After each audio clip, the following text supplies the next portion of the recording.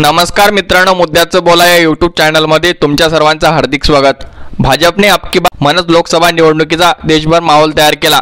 प्रत्यक्ष निवडणुकीत मात्र चित्र काहीसे वेगळे आहे। छत्रपती संभाजीनगरमध्ये देशातील सर्वात मोठा जल्लोष साजरा केला जाणार असल्याचा दावा एमआयएमचे उमेदवार इम्तियाज जलील यांनी केला आहे। तसेच राज्यात कोणाला किती जागा मिळणार याचे भाकीतही त्यांनी वर्तवले आहे। इम्तियाज जलील म्हणाले, राज्यात सर्वात केंद्रीय मंत्री अमित शहा यांनी छत्रपती संभाजीनगरमध्ये सभा घेतली। त्यावेळी त्यांनी 45 जागा जिंकण्याचा दावा करत थेट एमआयएमला उकडून फेकण्याची भाषा केली। तसेच या मतदारसंघात कमळ फुलवण्याचं आवाहन केलं। मात्र मराठी लोकांमध्ये एक प्रकारचा तेढ निर्माण करण्याचं पाप भाजपने केलं आहे, असा हल्लाबोल जलील यांनी केला।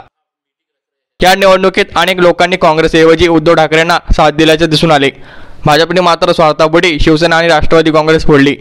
भाजपचे भोळाबोडीचे राजकारण लोकांना आवडलेले नाही। आता देशात भाजपची 400 पार काय होईल हे माहिती नाही। राज्यातील चित्र मात्र नक्कीच वेगळे असणार आहे, असाही दावा जलील यांनी केला। राज्यात येऊन अमित शहांनी 45चा दावा केला होता। त्यानंतर आता घट होऊन उपमुख्यमंत्री फडणवीस 41 वर आले। आता त्यांनी जे दावे केले आहेत त्यातील निम्म्या जागा त्यांना मिळाल्या तरी खूप झाला, असा टोला देखील त्यांनी लगावला।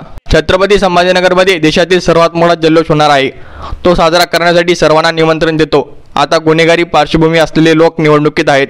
रिक्षा चालवणारे कोट्यावधींचे मालक झाले।